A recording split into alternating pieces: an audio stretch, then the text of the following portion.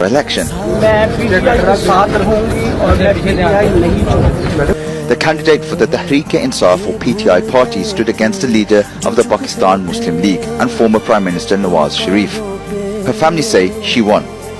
Yasmin Rashid was leading by 19,000 or so votes when the last we calculated an 89% results. Nawaz Sharif was 20,000 votes behind her, and we were sure. Well, they have manipulated the entire results.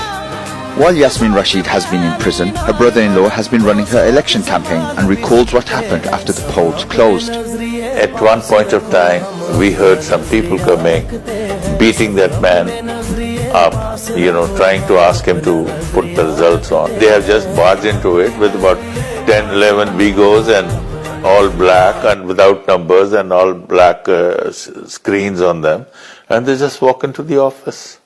The Pakistan Election Commission posted the election result form on its website.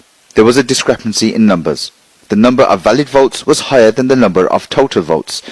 It has since been taken down and another form posted, with a different set of numbers showing an increase in votes for Nawaz Sharif. Al Jazira asked both the Election Commission and Pakistan Muslim League for comment. No response has been